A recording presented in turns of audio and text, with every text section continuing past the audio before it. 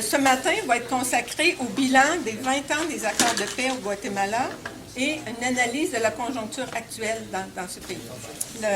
La présentation de notre invité de ce matin, M. Raúl Molina, est professeur d'histoire de l'Université Alberto Hurtado de Santiago au Chili.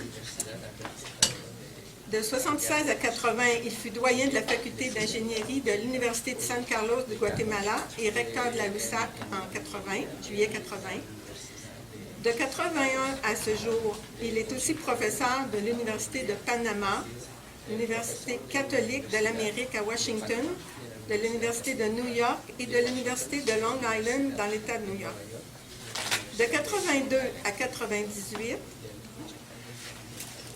il fut cofondateur et coordonnateur de la représentation unitaire de l'opposition guatémaltèque, réalisant un travail diplomatique pour les droits humains et le processus de la recherche de la paix au Guatemala. De 1995 à 1999, il fut membre du comité exécutif du Front démocratique Nouvelle-Guatemala et, en 2001, il fut cofondateur du Réseau pour la paix et le développement du Guatemala et est actuel secrétaire des affaires politiques de ce réseau. De 2012 à aujourd'hui, il fut cofondateur et membre de la coordination du mouvement d'unité progressiste et populaire. Enfin, il est chroniqueur du journal La Hora du Guatemala. Bienvenue, M. Molina, et merci beaucoup d'être ici.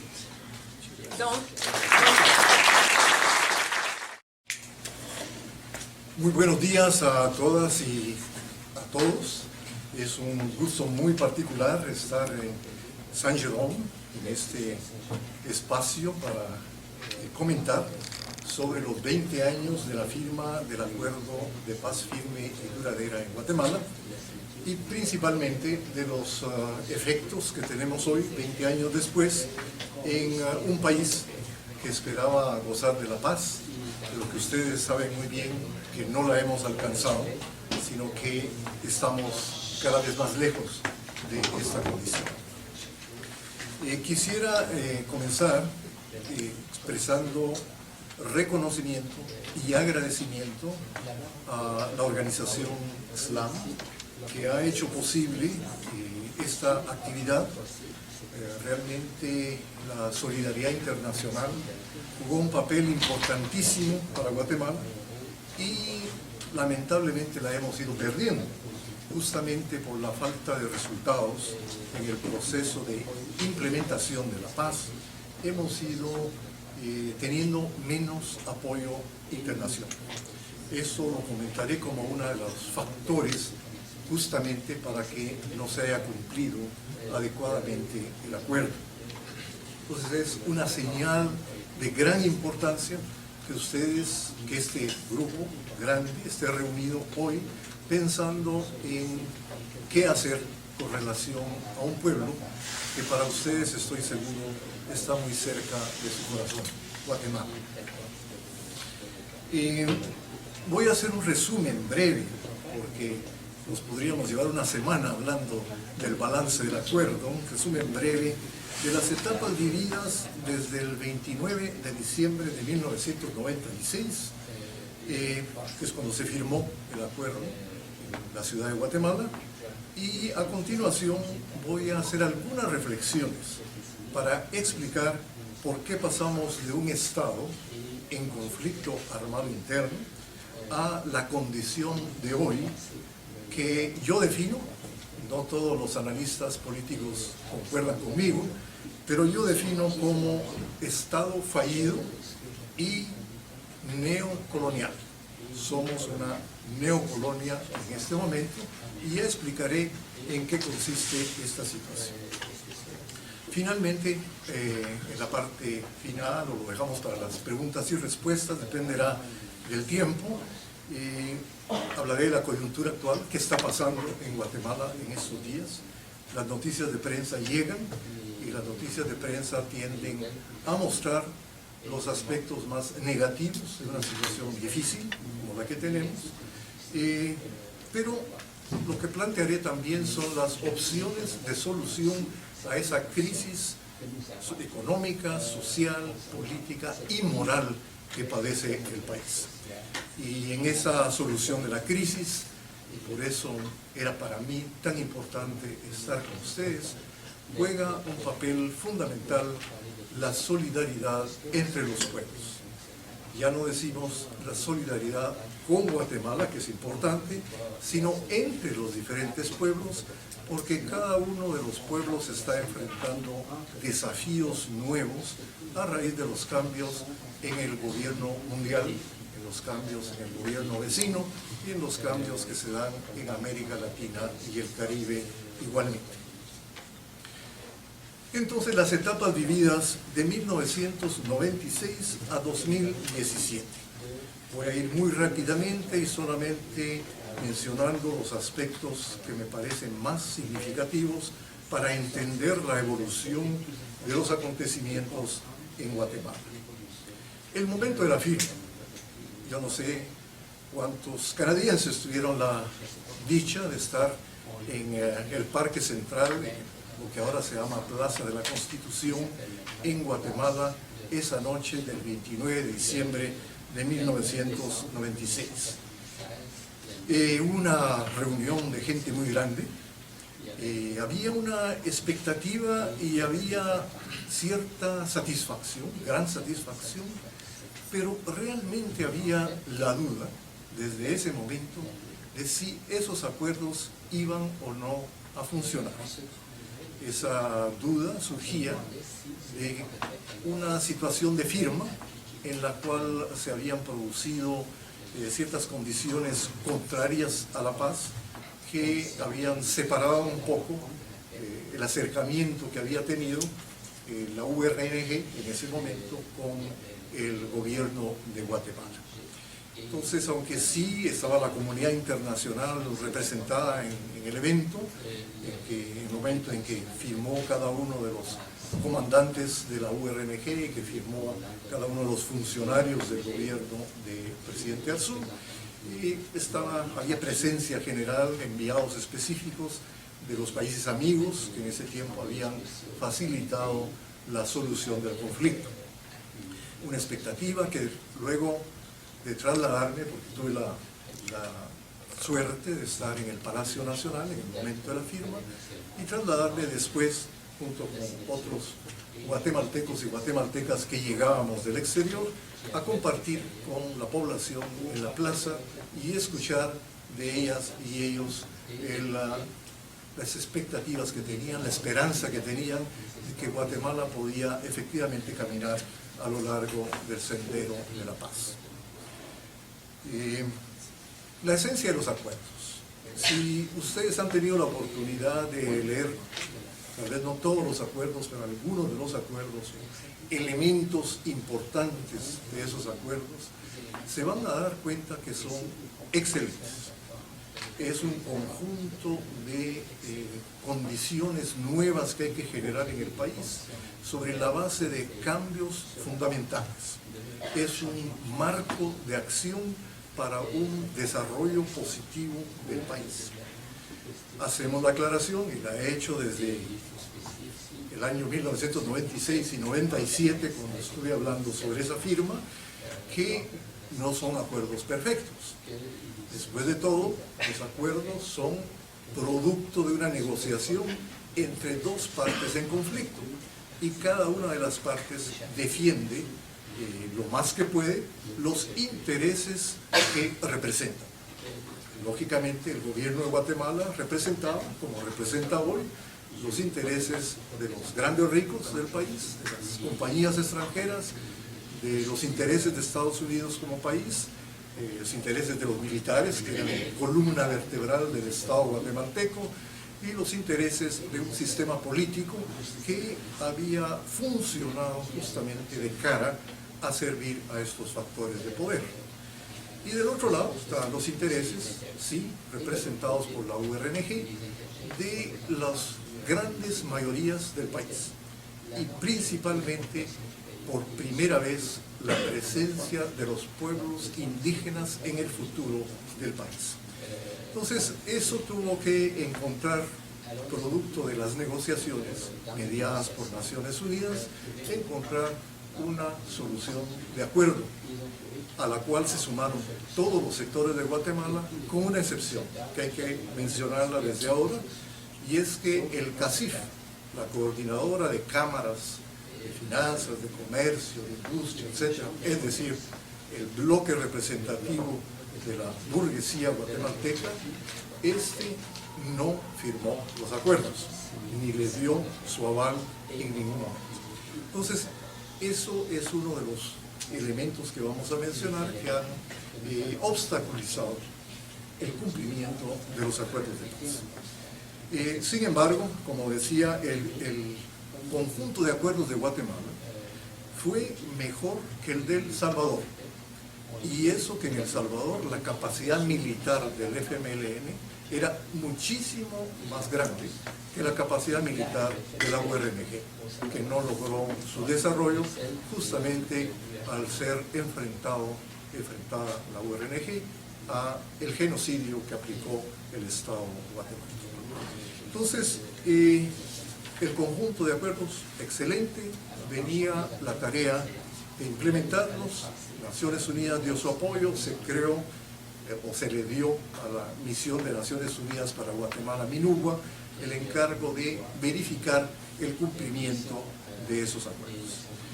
Y arrancamos. El primer año de implementación, 97, estamos en el primer año, y yo diría que fue un cumplimiento importante, sobre todo con la desactivación de los componentes del conflicto armado interno.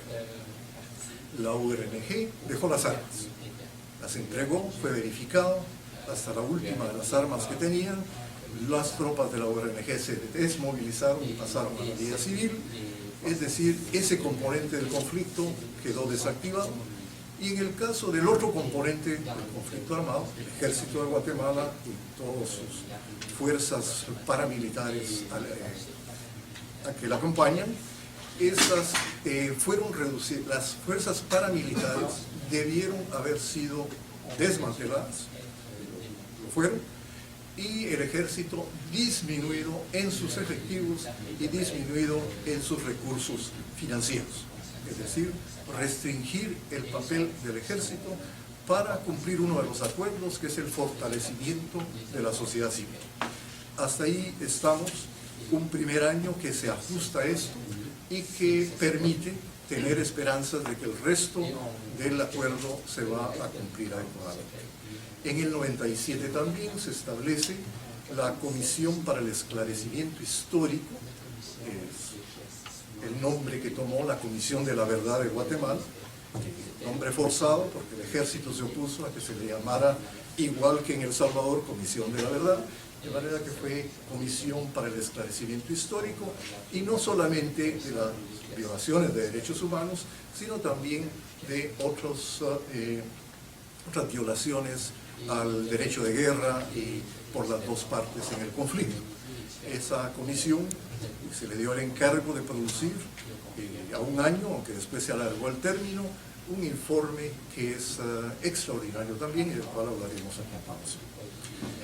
Entonces, primer año satisfactorio, mucha ayuda internacional a Guatemala para el cumplimiento de los acuerdos de paz, apoyo diplomático, apoyo político, las condiciones estaban dadas para caminar por el rumbo correcto. El segundo año, 1998, aquí empiezan a aparecer elementos de preocupación.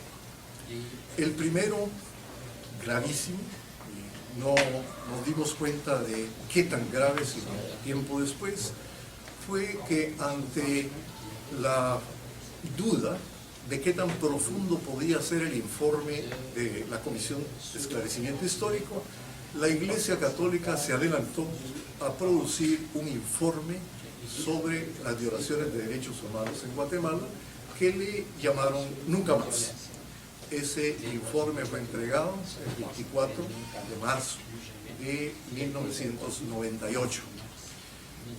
Ese informe, recogido parroquia por parroquia en todo el país para tener los testimonios de las víctimas, logró situar el marco de análisis de lo que había sido la represión, y desde ese entonces ya se ve que estamos hablando de un genocidio.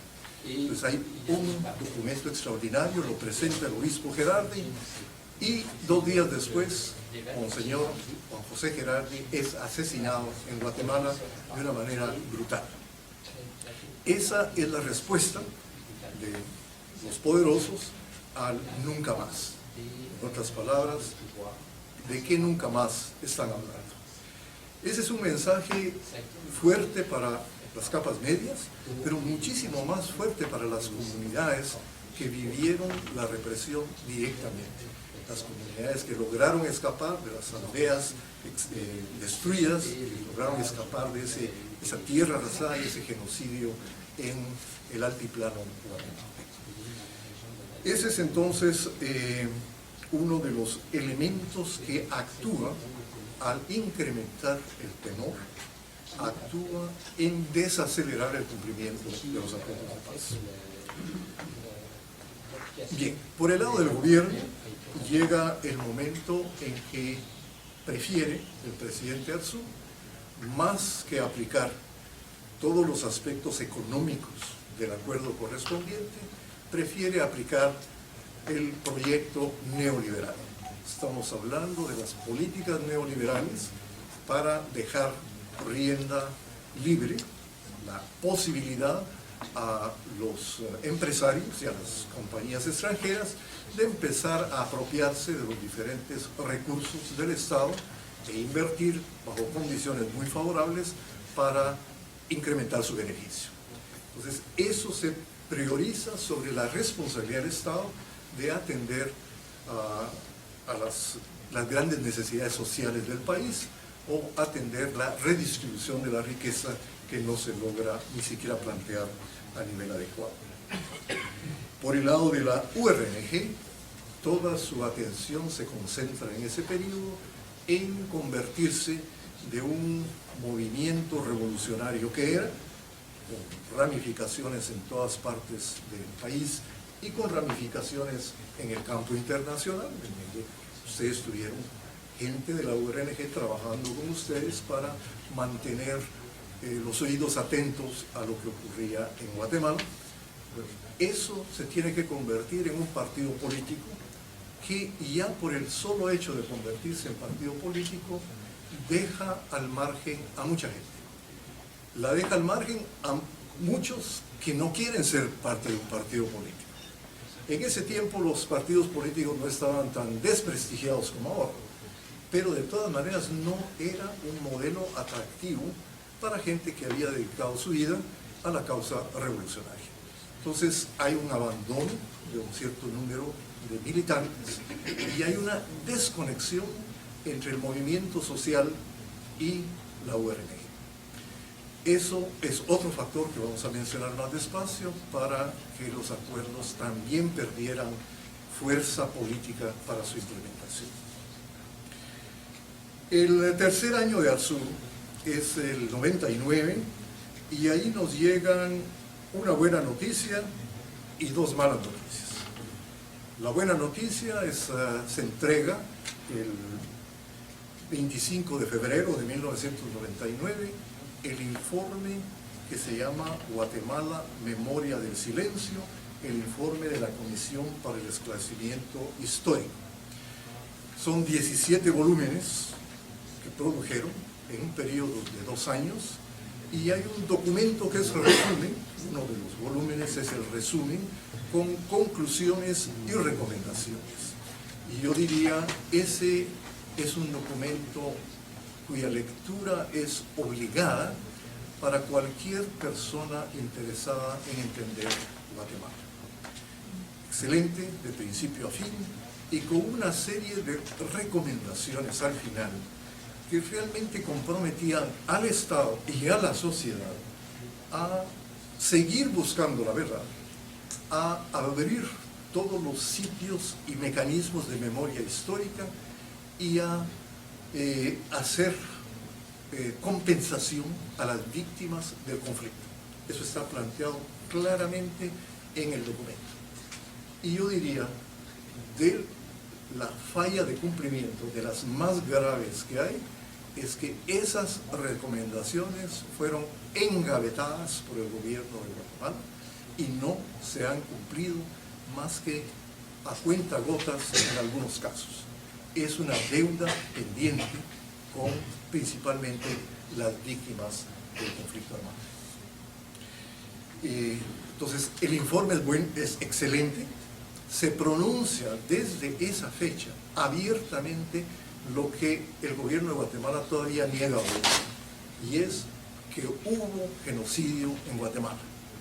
Eso retumbó en todas las paredes del Teatro Miguel Ángel Asturias, donde fue la lectura del documento, e hizo, visto con los propios ojos, que el presidente Arzú y la plana mayor del ejército se levantaran de sus asientos y dejaran el Teatro Nacional. Esa era la forma de oponerse a las conclusiones que se habían obtenido. Y las malas noticias: se perdió el referéndum de reforma constitucional. O sea, a mediados del año de 1999 se hace el referéndum, ya aprobadas las reformas por el Congreso de la República, el mecanismo de primero al Congreso y después a consulta popular. Y en la consulta popular, sectores que se habían comprometido del gobierno a apoyar la reforma se hicieron para atrás, obedecieron las orientaciones del CACIF y rechazaron el referéndum, que se perdió por algo así como 51 a 49%, pero se perdió. Y eso ha retrasado la reforma constitucional 20 años. O sea, no hemos logrado una reforma después de esa derrota que se tuvo en ese periodo. Y eso tuvo su efecto, lógicamente, en las elecciones de 1999. La URNG participa por primera vez en la política nacional, y antes un sector de izquierda, el Frente Democrático Nueva Guatemala, el cual tuve la suerte de pertenecer, había participado, pero esta era la primera vez que la guerrilla, transformada en partido político, podía igualmente participar, y sí se logró un tercer puesto en las elecciones, teniendo como candidato a Álvaro Colón, que posteriormente se salió de esta alianza de izquierda e hizo su propio partido, y hablaremos de eso también, pero básicamente fue la primera participación, pero con una población que aplicó desde ese momento un electorado que aplicó desde entonces el castigo al gobierno o al partido en el gobierno, y la elección de una opción distinta. Y para sorpresa de muchos, eligieron a Portillo, que representaba al Frente, al FRG, Frente Republicano Guatemalteco, que es el partido creado por Ríos Montt. Y de hecho Ríos Montt en ese periodo se convierte en presidente del Congreso, nada menos que el genocida principal, el comandante en jefe del genocidio, se convierte en presidente del Congreso y goza de inmunidad total. No se le puede enjuiciar, no se le puede acusar, no se puede hacer absolutamente nada contra él. Es un periodo entonces en que se empiezan a ver ciertos indicios de lo que llega a Guatemala con más fuerza posteriormente. Uno es el reforzamiento de la impunidad, comenzando por Ríos Montt. Nadie es sometido a ningún tipo de enjuiciamiento. Amparados en la impunidad, empiezan a florecer los negocios ilícitos, narcotráfico y otras expresiones del crimen organizado, etc. Y básicamente las condiciones del país sociales y económicas de los primeros 4 años de los acuerdos, 3 años de los acuerdos, no han generado oportunidades para la mayoría de la población, y se usa ya como escape, como válvula de escape para esa energía social, la migración principalmente hacia Estados Unidos. Es un periodo de incremento Es un periodo en que se buscan todos los mecanismos empleados antes por los salvadoreños y mexicanos para que los guatemaltecos agarren el camino del norte, se suban en la famosa Bestia, lleguen hasta la frontera con Estados Unidos e ingresen por decenas de miles, no sabíamos la cantidad, decenas de miles a Estados Unidos. Este periodo deportivo, lógicamente ustedes comprenderán que produce que nadie se interese mucho por el cumplimiento de los acuerdos de paz. No tiene sentido. Están ahí en el poder los que habían estado en un lado de la guerra y justamente el lado represor de la guerra. De manera que hay poco sobre la paz y más bien hay una necesidad de generar de nuevo que la comunidad internacional se preocupe por Guatemala y que cree los mecanismos necesarios para empujar al gobierno deportivo a cumplir, por lo menos mínimamente, los acuerdos de paz. Y eso nos llevó a un grupo de guatemaltecas y guatemaltecos en el extranjero a formar una red que se llama Red por la Paz y el Desarrollo de Guatemala. Esa red la formamos en septiembre de 2001 y es la plataforma desde la cual hemos seguido contribuyendo a tratar de hacer los cambios necesarios en Guatemala. En esa formación de la red hubo guatemaltecos de Vancouver que se trasladaron a la reunión inicial para su formación y desde entonces hemos mantenido una dinámica bastante fuerte de cara a Guatemala, pero también de cara a esa población migrante, que ya para entonces la ubicábamos en más de 1 millón de guatemaltecas y guatemaltecos, migrantes en el extranjero, y que tenían necesidades particulares que tenían que ser atendidas. Esa red se extiende actualmente a por lo menos unos 12 países, no es una organización de masas, no les puedo decir que podemos reunir grandes cantidades de personas, pero sí es una red que permite incidir. Y en eso hemos estado a lo largo de estos más de 15 años de funcionamiento. Llega de nuevo las elecciones, la población de nuevo castiga al partido en el gobierno, saca al FRG y opta por la otra opción, que es prácticamente darle a los empresarios vía Berger el gobierno del país. O sea, esa es la elección de 2003 que lleva al periodo de Berger entre 2004 y 2007. El fenómeno migratorio, al no haber ni tierra, ni empleo, ni trabajo, nada, en Guatemala el fenómeno migratorio empieza a aumentar considerablemente. No se logra ninguna protección en Estados Unidos para los guatemaltecos y guatemaltecas, no hay gestión suficiente, hay en cierta medida una indiferencia frente a los guatemaltecos y afuera, de manera que se empieza a convertir en un problema de falta de acompañamiento del Estado guatemalteco. En temas de lo que hacen con el gobierno, este sector empresarial en el gobierno, toman el poder, pero administran muy mal y dan paso a corrupción. O sea, esa corrupción violenta que ustedes han escuchado a raíz del siguiente gobierno de Pérez, ese arrancó en realidad con el propio Portillo, pero empieza a aumentar considerablemente en el periodo de Berger. La criminalidad se dispara, o sea, parte de la población sin trabajo toma el camino de la migración, parte de la población sin trabajo toma el camino de la delincuencia. Mucha juventud que, un poco orientada o bajo la imagen de las maras, sobre todo salvadoreñas, empiezan a repetir el fenómeno en el caso guatemalteco.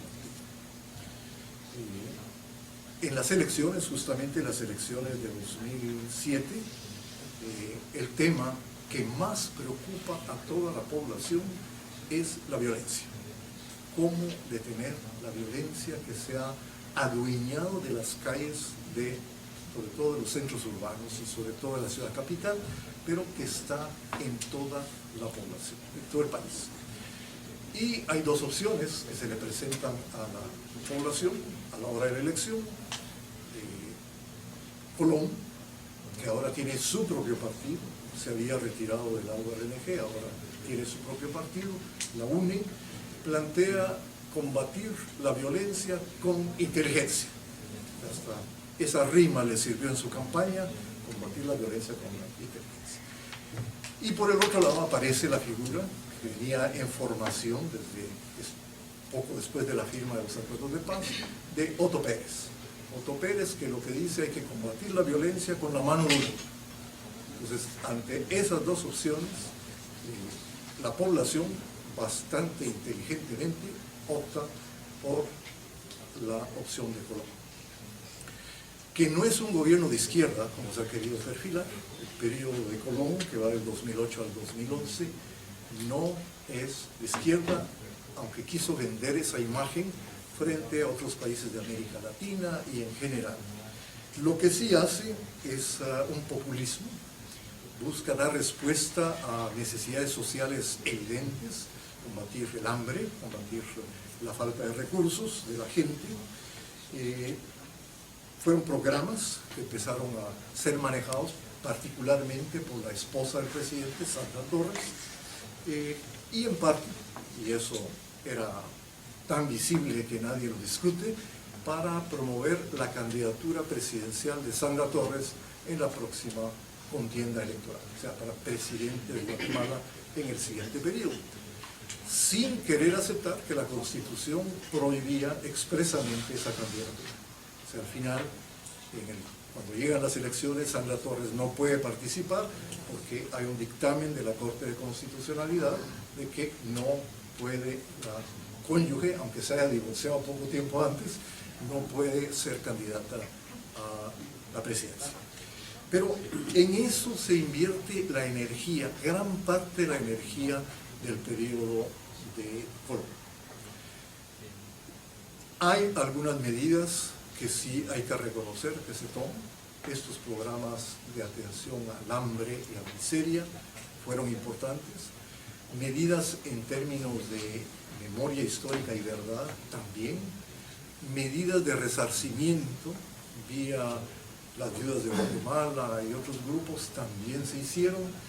Y en la parte de justicia se toma la buena decisión de nombrar a Claudia Paz y Paz, que es la que establece un ministerio público que efectivamente va a empezar a investigar lo que es la criminalidad en el país y avanzar en combatirla. O sea que esto, sí, debemos reconocérselo a Colón, que tuvo ataques desde el principio, incluso se le acusó, como ustedes seguramente se enteraron en su momento, de haber sido responsable él y Sandra Torres de la muerte de un empresario que al final de cuentas la CICIG demostró que había sido un suicidio con la intención de acusar justamente al presidente y a su esposa. Entonces, este es el periodo de Colón, las elecciones llegan nuevamente y vuelve a aparecer el castigo de la población a la UNE no fue electa, y optar por la mano dura.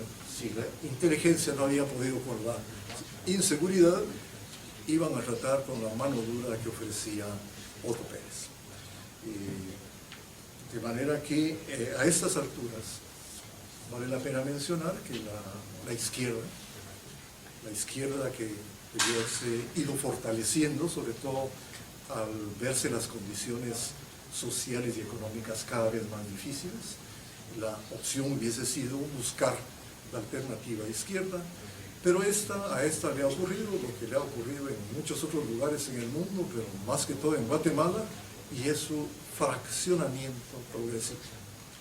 Cada vez hay más opciones de pequeños grupos autollamados de izquierda o que son de izquierda y menos posibilidades de unirse a la hora electoral, e incluso con la pérdida de valiosos individuos de esos grupos que pasan a servir al gobierno de turno. hubo gente que fue de la URNG en el gobierno de Azul, en el gobierno de Portillo, el gobierno de Berché, en el gobierno de Colón, que tuvo un grupo un poco más grande, aunque se los llevó cuando era parte de la URNG, y el mismo Otto Pérez tuvo ex miembros de la guerrilla trabajando. Entonces, eso hace que la opinión de las capas medias, en las cuales yo recojo mucha opinión porque mi familia que queda en Guatemala viene de ese sector, la opinión es, todos son lo mismo. Los políticos, sean de derecha, de centro, de izquierda, son todos lo mismo y por lo tanto no gozan de nuestro apoyo. Entonces, esa izquierda no ha logrado remontar, ni teniendo como candidato en su momento a Rodrigo Asturias, excomandante Gasparilón, ni teniendo a miembro del equipo político diplomático de la URNG, Miguel Ángel Sandoval, 2 veces, ni teniendo como candidata, junto con Winac, a Rigoberta Menchú. En todas esas elecciones, esa fuerza no ha llegado más allá del 2.2% de los votos. Entonces, eso genera un clima, un ambiente totalmente dominado por la derecha de Guatemala, que no tiene vocación de cumplimiento de los acuerdos de paz. El periodo de Otto Pérez, creo que lo conocen bastante más, muy brevemente, digo que decidió ponerle la mano a cuánto recurso económico existía en el país, para su bolsillo. Si hablamos de corrupción con Colón, sí, la hubo, pero yo diría gran parte de esa corrupción fue para planificar una campaña electoral del partido y atender ciertos sectores sociales que pudieran convertirse en votos. Eso es una mecánica que en otros países también se ha utilizado, pero para Pérez, la corrupción, el robo, era para llenar sus bolsillos, definitivamente. Ustedes han visto la cantidad de recursos que acumuló la señora Valdetti, con autos, helicópteros, propiedades, etcétera, para su uso personal, ni siquiera con una visión de partido, absolutamente nada más que por personal. Ante eso, sí hubo una frustración total. Yo diría que se frustraron no solamente la población, que seguía teniendo esa crisis existencial, pero también hubo frustración del CACIF. Tenía un competidor muy fuerte en sus negocios, con un Estado que los hacía amparar en la corrupción. La Embajada de Estados Unidos empezó a enviar informes cada vez más negativos sobre esta maraña de corrupción que existía. De hecho, la Embajada de Estados Unidos empezó a filtrar información sobre narcotráfico, crimen organizado, etcétera, que lo recogieron medios de prensa que contaban con la luz verde del CACIF, y estos empezaron a generar un ambiente de oposición a esa toma total del poder político y económico por parte del Partido Patriota y su gente. Y finalmente, la explosión social que tuvimos en el 2015. Tuve la suerte de estar ahí desde el primer momento. Tuve participación en las manifestaciones en Guatemala con la red y con otro movimiento que se mencionó al principio, un movimiento de unidad progresista y popular. Ahí estuvimos, supimos que el origen fue mucho por las redes sociales, más en las manos de las clases medias que en los sectores populares, pero si no hubiera participado el movimiento popular y el movimiento social, se hubiera desinflado el movimiento una vez logrado la mitad del objetivo, que era la salida de la señora Valdetti. Como recuerdan, fue en abril 25 que comenzó todo, en mayo renunció la señora Valdetti, y eso de alguna manera desinfló parte del movimiento, pero ahí ya se había incorporado el movimiento popular decidido a empujar más lejos, decidido a que no era solo Valdetti, sino tenía que salir igualmente Otto Pérez. Tomó 20 semanas más para lograr ese objetivo, pero finalmente se logró. Lo que ocurrió después es un error cometido por esas mismas capas medias que jugaron un papel tan importante, y fue optar por las elecciones. Elecciones que se dieron prácticamente una semana después de la salida de Otto Pérez. Y elecciones en las cuales ya todos los candidatos se habían definido, y se habían definido por los criterios de corrupción anteriores, y en donde realmente no había opción de cambio. Pero esas capas medias le tuvieron temor a una fractura más profunda del Estado. Nosotros desde la red y con otros sectores propusimos posponer las elecciones y abrir un periodo de recomposición del sistema político que permitiera tener mejores candidatos para el país.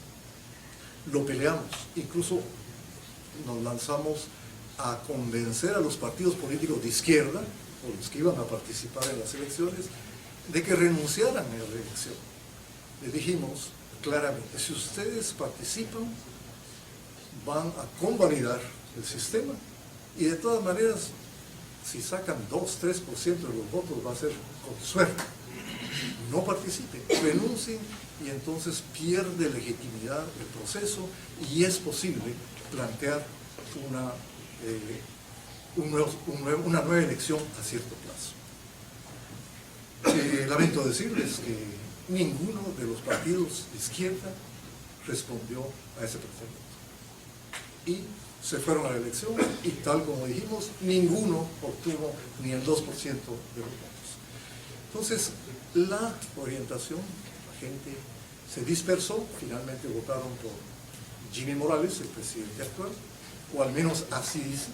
Hay ciertos sectores que tenemos la duda de cuál fue el verdadero voto, porque hubo resultados extrañísimos. Por ejemplo, que Encuentro por Guatemala, respetamos a Linet, parte de su gran trabajo que ha hecho, pero Encuentro por Guatemala es bien vista por la Embajada de Estados Unidos, eso hay que reconocerlo desde hace rato, es así, y obtienen una votación mínima para presidente, pero mínima, y sin embargo obtienen algo así como por lo menos 8 diputados. Entonces la votación no se correlaciona, porque la gente de Guatemala no es tan analítica como para decir para presidente tal lugar y para diputado tal otro. Y así una serie de resultados fueron muy raros en esa votación, pero nadie cuestionó los resultados. Entonces tenemos un Congreso en donde más de la mitad vienen del Congreso anterior, muchos de ellos pagados por esta Odebrecht compañía que logró votos en el Congreso pagándole $45,000 a cada uno de los diputados de Guatemala, de manera que es un Congreso desde el principio inconveniente para el país. Para más de la mitad de ellos están ahí, y los nuevos tampoco son distintos porque fueron propuestos dentro del mismo sistema político que no funciona. Entonces eso es lo que tenemos, un presidente y un vicepresidente que voy a comentar luego, que realmente hacen que Guatemala camine aceleradamente hacia esa condición de Estado fallido y a no tomar decisiones propias en el país. La mayoría de las decisiones fundamentales del país vienen vía la Embajada de los Estados Unidos. Eso es lo que yo llamo una neocolonia. En el primer mes de administración del presidente Trump han visitado Guatemala más de 10 altos funcionarios del gobierno de Estados Unidos. El secretario de Seguridad Nacional, el ministro de Desarrollo Social, en fin, todas las figuras que pueden tener una intervención. Y durante las manifestaciones del 2015 ocurrió un fenómeno que un excelente amigo mío mencionó, desafortunadamente ya falleció, el licenciado Américo Cifuentes. Decía: Estados Unidos tomó posesión de las aduanas del país. En el momento en que un país pierde el control de sus aduanas, ya no tiene soberanía. Eso es una realidad. Entonces, ese es el tipo de país en el que nos hemos convertido, en donde no esperen en política exterior una posición digna del gobierno de Guatemala, porque lo que va a hacer es seguir los lineamientos de Washington, y en donde todas las medidas van encaminadas a satisfacer los intereses fundamentales de dos factores de poder: CACIF, como capital guatemalteco, y Estados Unidos en su posición, en sus intereses nacionales. ¿Que cuáles son? Están ahí en la Alianza para la Prosperidad del Triángulo Norte de Centroamérica. Combate al narcotráfico, que si Estados Unidos quisiera, hace ratos que el narcotráfico hubiera disminuido. Combate al crimen organizado y detener la migración centroamericana hacia Estados Unidos. Esos son los intereses que en tanto Jimmy Morales y Jafet Cabrera los cumplan, van a tener satisfecho al gobierno, sea de Obama, porque ahí comenzó, o sea de Trump. Eso no hay distinción. Ambos quieren esos tres objetivos de Honduras, El Salvador y Guatemala, pero encuentran más fácil la manipulación en el caso de Guatemala. Es un Estado fallido, decimos, el que se ha convertido, porque no cumple su papel fundamental como Estado. Ustedes se recuerdan sus estudios de ciencia política o de cuestiones políticas. La fundación del Estado es justamente para garantizarle a la población seguridad. Entonces, la población cede parte de sus derechos para ponerlos en las manos del Estado y lograr que éste efectivamente garantice vía fuerza represiva, policías, etcétera, que las leyes que se vayan dictando se cumplen. Entonces, eso no ocurre en Guatemala. La inseguridad es total. Y la impunidad, o sea, el no cumplimiento de las leyes no lleva a sanciones, sino que hay una impunidad. La impunidad en Guatemala está en el orden hoy del 98%. Eso, por cada 100 crímenes, solo 2 se logra llevar a una etapa de dictar sentencia y poder corregir la situación. Lo demás es impune.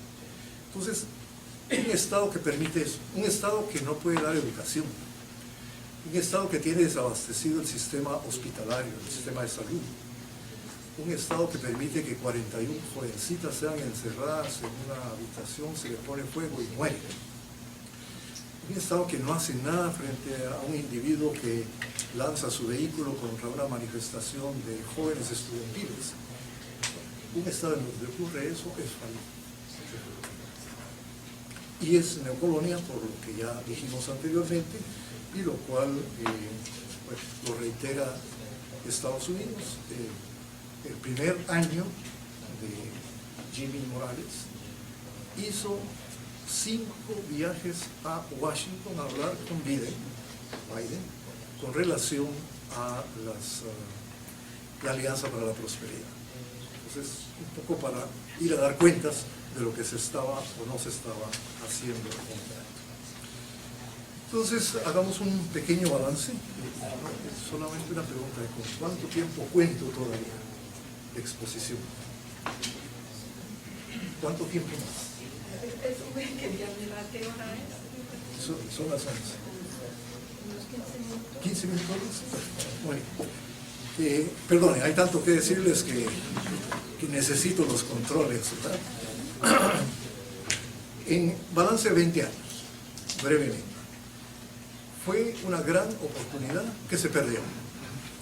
Excelentes acuerdos, apoyo internacional, condiciones para ir adelante y empezar a retomar el rumbo que se había perdido en 1954. Un Estado democrático, soberano, que atiende a sus grandes mayorías. Esa oportunidad realmente ni siquiera podemos decir que existe.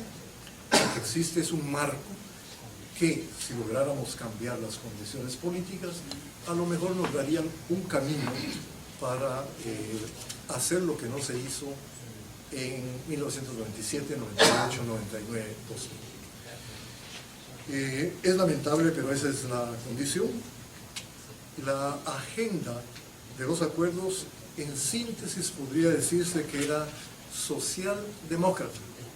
No era revolucionaria, no era socialista, era una agenda socialdemócrata, pero con un punto importantísimo y que tal vez es lo que sí podemos rescatar todavía, el reconocimiento de la cuestión étnica de Guatemala. Guatemala es mayoritariamente indígena. Más del 70% de la población es indígena y están en pie de lucha los pueblos indígenas de Guatemala. Entonces, ese reconocimiento de la cuestión étnica, que incluso fue negada por el marxismo durante muchos años, es ahora un elemento sustancial de la realidad guatemalteca. Factores que hicieron fracasar la implementación de los acuerdos de paz. Y varios de estos factores se los pasamos vía amigos, porque no hay canal oficial, pero vía personas que conocemos, a la oposición colombiana que firmó los acuerdos hace poco. Y les dijimos, miren, esto nos pasó a nosotros, traten de que no se repitan los mismos errores en el caso del acuerdo de paz de Colombia. Ojalá que lo estén tomando en cuenta. Las Naciones Unidas, el primero, no supo prever cómo se iba a modificar el espacio con el cambio de correlación de fuerzas.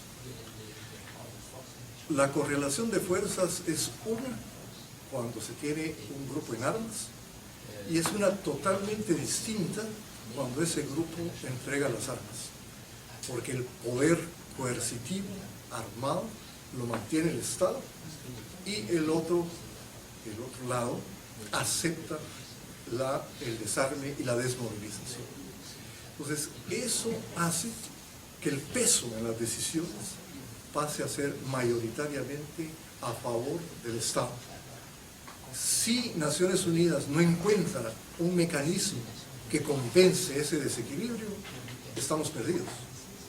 Que es la pregunta que yo me haría en Colombia. ¿Tiene las Naciones Unidas un mecanismo para equilibrar ese desequilibrio que se produce con la firma? Y no lo sé. No he seguido tan de cerca a Colombia como para decirle sí o no, pero ese es un factor. La ayuda internacional, que fue grande, y estoy seguro que muchos de ustedes donaron fondos para la paz en Guatemala, pero se canalizó principalmente vía Naciones Unidas, MINUA, lo cual era acertado, necesitaban dinero para hacer que se cumplieran los acuerdos de paz o verificar que se cumplieran los acuerdos de paz. Pero la mayor parte del resto de la ayuda fue al Estado guatemalteco.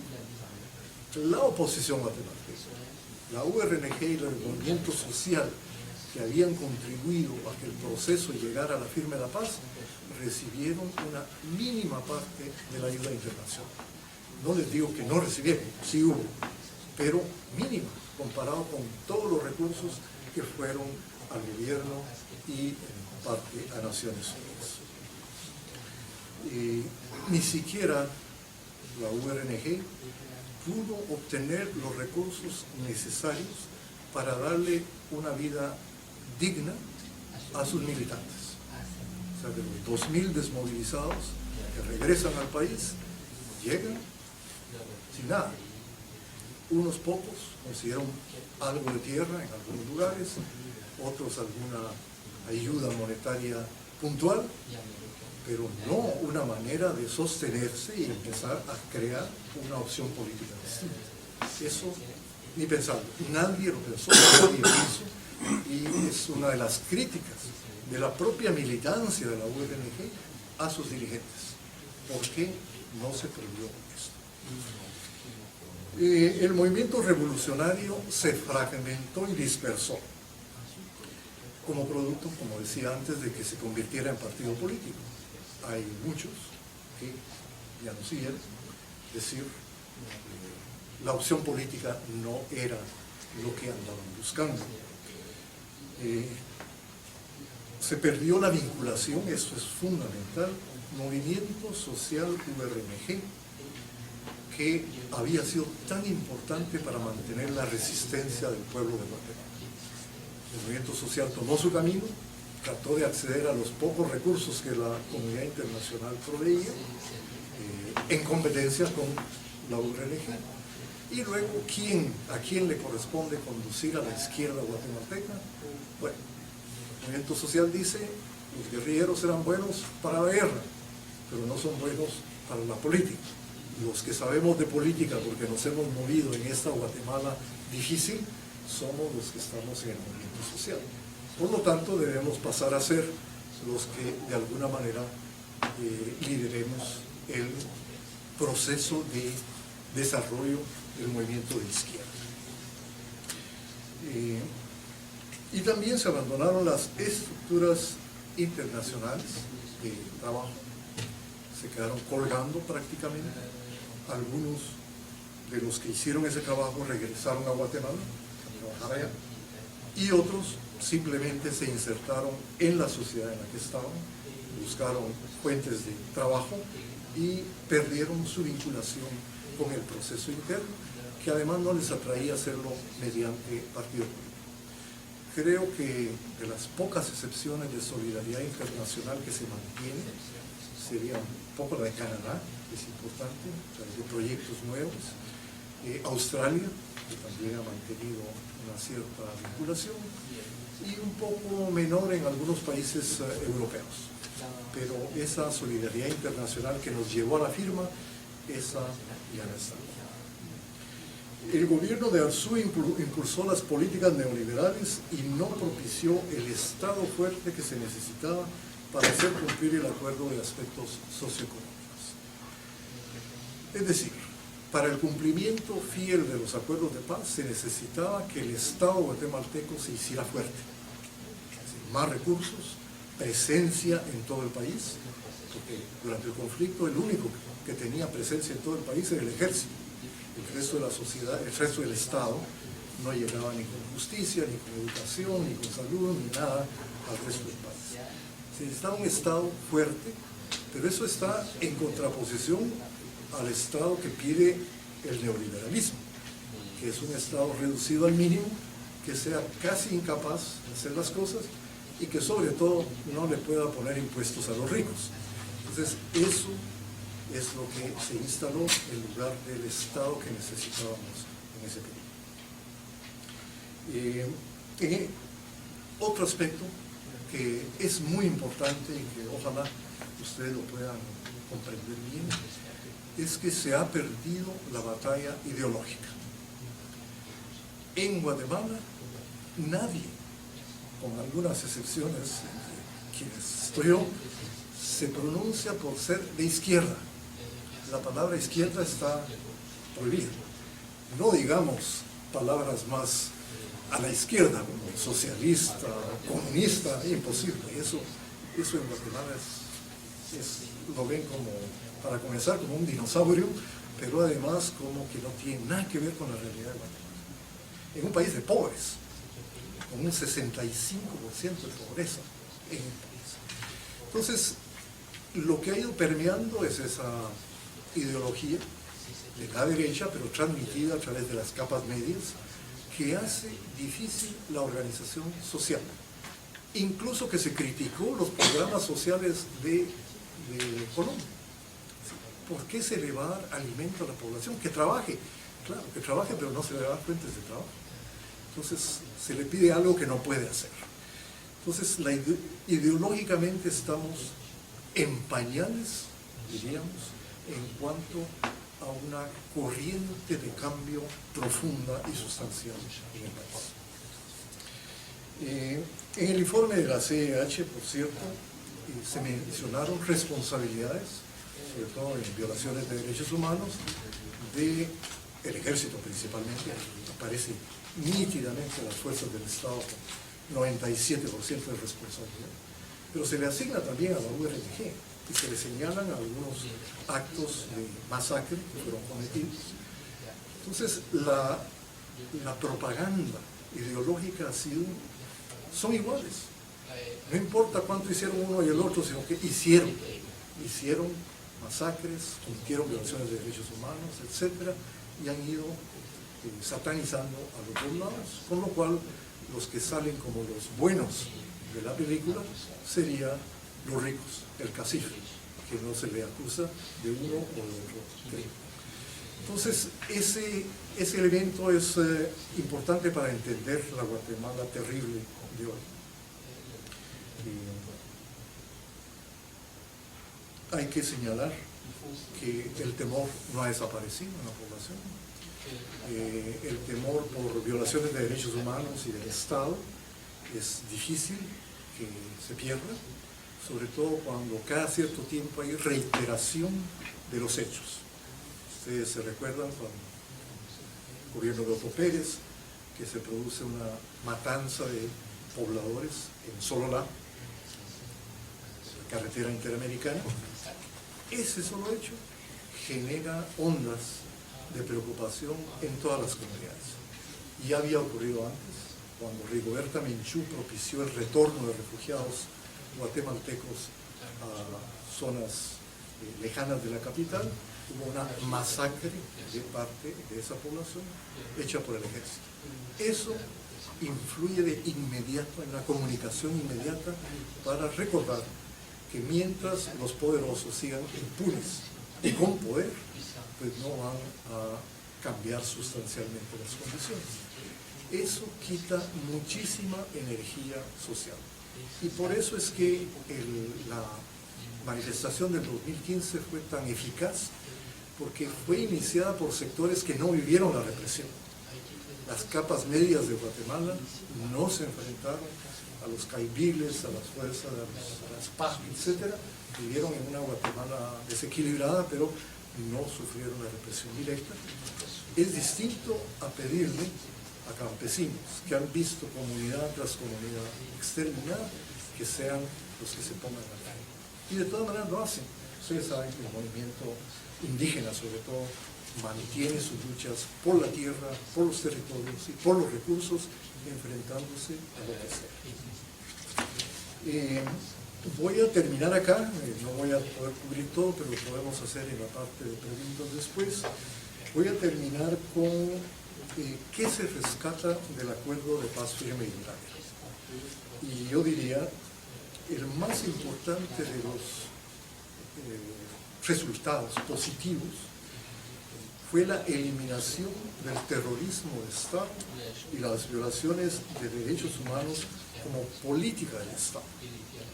Al Estado se le quitó ese instrumento que tenía para detener la lucha del pueblo. Es decir, ya no, ustedes no ven al ejército enviado contra una comunidad. Es enviado, como en el caso de Sololá, a supuestamente pacificar un lugar y producir muertos, pero no hay una política de Estado de estar reprimiendo, desapareciendo gente, torturando gente, etc. Y eso es producto del acuerdo de paz. Que siguen habiendo violaciones de derechos humanos, eso es a diario, definitivamente. Principalmente, y hay un documento que está a la disposición de ustedes que lo menciona, documento en francés, que menciona que las violaciones continúan, pero no solo eso, los defensores de derechos humanos son atacados y son asesinados, porque mencionaba la cifra de 14 en el periodo del año pasado. Pero ¿cómo se hace? Se hace de una forma totalmente distinta. Ya no es la policía, ya no es las fuerzas militares, no, se contratan sicarios, que son muy baratos, no más de $100 por ejecución, y los mandan a eliminar líderes sociales, líderes sindicales, líderes de derechos humanos, gente que está en la lucha de todo el país. Se da con mayor intensidad, pero es un reflejo en Honduras. El caso de Berta Cáceres, para ustedes debe sonar muy fuerte. Pero eso se está haciendo en Guatemala. Lo único es que con líderes menos connotados. Daniel Pascual, líder campesino, es amenazado constantemente, pero no lo han tocado. No llegan ni siquiera a intentar secuestrarlo. Entonces todavía no es una política de Estado, pero sí continúan las violaciones de derechos humanos. Segundo, se abrieron espacios de participación para los pueblos indígenas, más en lo normativo y declarativo que en la vida real, porque los pueblos indígenas de Guatemala, al igual que los de Canadá también, dicen: exigimos el respeto del consentimiento libre, previo e informado para autorizar cualquier proyecto en territorios y tierras de ellos. Bueno, eso se pide en Guatemala y comienzan por negar que eso exista. ¿Qué es eso? ¿Qué es ese consentimiento previo? Si el Estado tiene necesidad de sacar petróleo de un lugar, o si el Estado tiene necesidad de hacer una carretera, pues hay que usarlo y hacerlo sin consultas de ninguna clase. Por lo menos a nivel del discurso empieza a reconocerse que sí tienen el derecho de ser consultados, pero en la práctica esas consultas realmente no valen nada, las hacen en forma manipulada, buscan un grupo de gente que los apoye para que diga que sí, y en fin, todos los mecanismos propios de los sectores de poder para hacer lo que quieren y no lo que los pueblos indígenas plantean. Pero ahí están en la lucha. Los pueblos indígenas han utilizado los acuerdos, en particular el acuerdo específico para ellos, para avanzar en sus luchas. Ahí hay esperanza, ahí hay futuro, pero también ahí sigue el aporte de sangre de los hermanos indígenas de Guatemala. También las mujeres han logrado más espacios, tratando de avanzar sus agendas. Tienen problemas de toda la izquierda de división, pero poco a poco tienen puentes y logran hacer avanzar algunas leyes, algunos mecanismos que les permitan defender sus derechos. Y se han reconocido los derechos de las minorías, todo tipo de minorías, en el aspecto sexual, en el aspecto incluso étnico, hay pueblos indígenas que son minoría más bien, y de la niñez y de la juventud. Pues ahí hay cada vez más lucha para propiciar un desarrollo mejor del país. Poco a poco, y lo menciona también el informe que está ahí presentado, se va rompiendo el muro de la impunidad por genocidio y violaciones graves de derechos humanos. Es muy difícil, bajo presiones inmensas en contra, por ejemplo, se pide que salga Iván Velázquez de Guatemala, que se mantenga la CICIG, pero que se vaya Iván Velázquez para que no investigue justamente este tipo de crímenes o la corrupción. Es decir, y a los jueces se les amenaza, o se les compra, o se les trata de comprar. En fin. No es fácil esa lucha contra la impunidad en Guatemala, pero hay cada vez más avances. Se condenó a Ríos Montt. Recuérdese que eso, aunque la pena es mínima, 80 años para 70.000 muertos, no tiene ningún tipo de relación, pero además la Corte de Constitucionalidad dejó sin efecto la condena y pidió que regrese el proceso a una etapa anterior, de manera que la condena ya no está en efecto.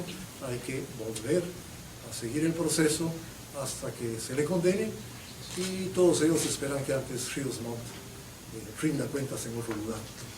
Pero nosotros queremos que rinda cuentas en Guatemala por la terrible represión que desarrolló. Existe finalmente un marco de desarrollo democrático que puede dar la oportunidad a la construcción de un Estado distinto. Yo diría que estas pocas palabras de esperanza nos dicen que la solución no la van a dar ni los ricos de Guatemala, ni Washington, ni ningún otro mecanismo externo. La tenemos que dar nosotros, contando, eso sí, con apoyos como los de ustedes, porque eso alimenta la lucha, pero la lucha hay que darla en Guatemala. Muchas gracias.